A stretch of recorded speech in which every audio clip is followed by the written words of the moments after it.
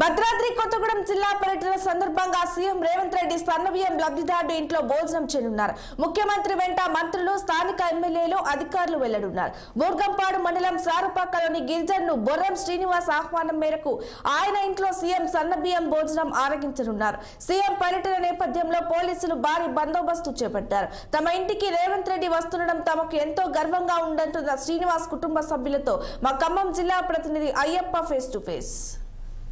తెలంగాణ రాష్ట్ర ప్రభుత్వం ఎంతో ప్రతిష్టాత్మకంగా చేపట్టినటువంటి సన్నబియ్యం కార్యక్రమంలో భాగంగా రేపు ముఖ్యమంత్రి రేవంత్ రెడ్డి సారపాకలోని శ్రీనివాస్ గిరిజన కుటుంబంతో కలిసి వండిన భోజనం చేయనున్నారు. ప్రస్తుతం మనం సారపాకలో ఉన్నాం. వాళ్ళని అడిగి తెలుసుకునే ప్రయత్నం చేద్దాం. చెప్పండి, ఈరోజు సీఎం రేవంత్ రెడ్డి శ్రీరామనవమిలో భాగంగా కళ్యాణ మహోత్సవం రాను అనంతరం మీ ఇంటి దగ్గరకు వచ్చి స్వయంగా ఆయన సన్నబియ్యం వండిన భోజనం చేయనున్నారు. ఎలా అనిపిస్తుంది మీకు? మాకు సంతోషంగా ఉందామండి. సీఎం గారు ఏంటి మా ఇంటికి రావడం ఏంటి, అది కూడా గిరిజనులు ఉండే ప్రాంతానికి రావడం, మా దగ్గర వచ్చి భోజనం చేయడం అనేది కూడా మాకు చాలా అదృష్టం అండి. ఆ దేవుడు ప్రతి సంవత్సరం రాముల వారి కళ్యాణం ఎలా జరుగుతుందో సంతోషపడతామో, సీఎం గారు ఇవాళ మా ఇంటికి వచ్చి భోజనం చేస్తున్నారంటే అంత సంతోషంగా ఉంది. ఏనాడు చేసుకున్న పుణ్యమో తెలియదండి.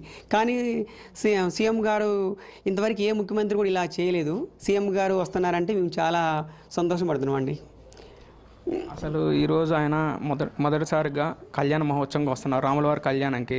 సరే, తిరుగు ప్రయాణంలో శ్రీనివాసు వాళ్ళ ఇంటికి వెళ్ళి ఈరోజు సన్నబియ్యం వండిన అన్నంతో తినాలని ఆయన ఎందుకు అనిపించింది? మీకు ఎలా అనిపిస్తుంది? అసలు చాలా సంతోషం అనిపిస్తుందండి. చాలా సంతోషం అనిపిస్తుందండి. అసలు మా ఇంటికి రావడం అంటే అసలు అనుకోండి. అసలు అట్లాంటి వాళ్ళు మా ఇంటికి వస్తున్నారంటే చాలా సంతోషంగా ఉందండి. దేవుడు వచ్చినట్టు అనిపిస్తుందండి మాకైతే. ఇంకేమైనా సన్నబియ్యం వండుతున్నారు? ఇంకేమైనా స్పెషల్ ఏమైనా ఉండిపోతుంది? అసలు రేవంత్ రెడ్డి వస్తున్నారు మీ ఇంటికి, మంత్రులు కూడా వస్తున్నారు. స్పెషల్గా ఏం లేదు సార్, మేము తినేదే పెడతామండి. అంటే ఏం వండుతున్నారు? అంటే మంత్రులు కూడా వస్తున్నారు. ఒక పరమాన్నం వండుతున్నామండి. అంటే స్వీట్ కోసం అని పరమాన్నం వండుతున్నాం.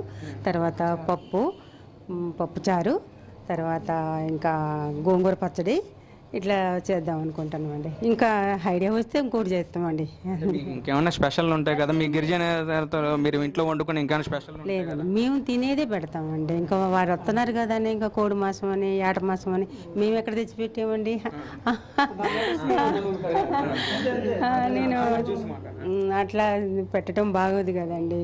మా భోజనం తిని చూడాలి కదండి. సన్నబియ్యం తెచ్చుకున్నారా? తెచ్చుకున్నాం. మేము ఈరోజు అదే తిన్నామండి. బాగుంది. అంటే వారు పెట్టారు కాబట్టి మరి మేము తినాలి కదండి.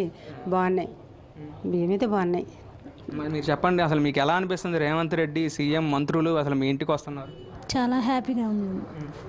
మీరు చెప్పండి, అసలు ఏమనుకున్నారు? అసలు మీ ఊరికి సారపాకకి అసలు రేవంత్ రెడ్డి అనుకోకుండా రాముల వారి దగ్గరికి వచ్చి మీది సారపాకకు వస్తున్నారు. ఇంకేమైనా కోరుకుంటున్నారు? ఇంకా సారపాక అభివృద్ధి కానీ ఇంకేమన్నా?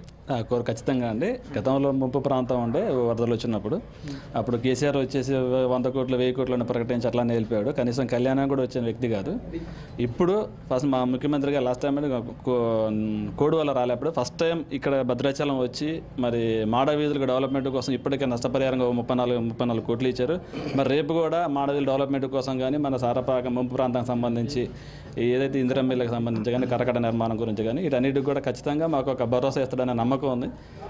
దాని విషయం మేము చాలా ఆశిస్తున్నాం కూడా మీరు రావాలని. దాంతోపాటు ఈ సన్నబియ్యం అన్నది ఇక దేశంలో చెప్తున్నాం, ఏ ముఖ్యమంత్రి కూడా ఇవ్వకుండా దేశంలో ఫస్ట్ టైం కాంగ్రెస్ గవర్నమెంట్లో రేవంత్ రెడ్డి గారు ఇస్తున్నారు.